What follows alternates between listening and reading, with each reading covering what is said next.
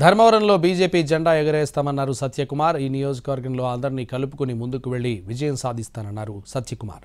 కూటమి అభ్యర్థిగా ప్రకటించిన తర్వాత తొలిసారి ధర్మవరం వచ్చిన సత్యకుమార్తో మా ప్రతినిధి శ్రీనివాస్ ఫేస్ టు ఫేస్. జాతీయ రాజకీయాల్లో కీలకంగా వ్యవహరించిన వై సత్యకుమార్ ధర్మవరం బీజేపీ అభ్యర్థిగా ఇవాళ నుంచి బరిలో దిగబోతున్నాడు. పూర్తి స్థాయిలో నియోజకవర్గ పర్యటనకు శ్రీకారం చుట్టిన పరిస్థితి ఉంది. కొద్దిసేపటి క్రితమే అనంతపురంకి వచ్చారు. అనంతపురం నుంచి ధర్మవరంకు పోయి పార్టీ కార్యక్రమాలు అలాగే ఎన్నికల ప్రచారాన్ని ప్రారంభించబోతున్నారు. రాష్ట్ర రాజకీయాల్లో అది ధర్మవరం ఎమ్మెల్యే అభ్యర్థిగా బరిలో అవుతారు. ఎలా ఉంది? నేను ఎప్పుడు కూడా రాష్ట్ర రాజకీయాల్లో ఉన్నాను.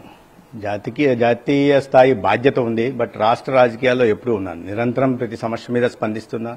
ఈ అరాచక పాలనని ఎప్పుడూ ఎండగట్టే ప్రయత్నం చేస్తూనే ఉన్నా. అనేక విషయాల్లో చేస్తున్నా, భవిష్యత్తులో కూడా చేస్తున్నా. ఎందుకంటే దేశ భవిష్యత్తు నరేంద్ర మోడీ గారి చేతుల్లో అద్భుతంగా ఉంది, ఉజ్వలంగా ఉంది. కానీ రాష్ట్రంలో పరిస్థితులు ఏంటంటే గత 5 సంవత్సరాల్లో ముఖ్యమంత్రి జగన్మోహన్ రెడ్డి గారి అరాచక పాలన కారణంగా చేతకానితనం వల్ల రాష్ట్రం 20 సంవత్సరాల నుంచి 30 సంవత్సరాలు వెనక్కిపోయింది. ఓటర్ మహాశయులందరికీ కూడా వేడుకుంటున్నా, ఒకసారి ఆశీర్వదించండి. మీ బిడ్డగా నేను మీ ముందుకు వస్తాను.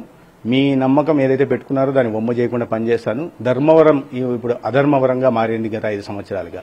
వాటి నుంచి విముక్తి కలిగించి అభివృద్ధి పదం వైపు నడిపిస్తాను.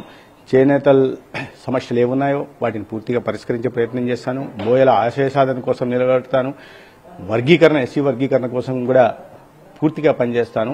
అందరితో చేతులు కలిపి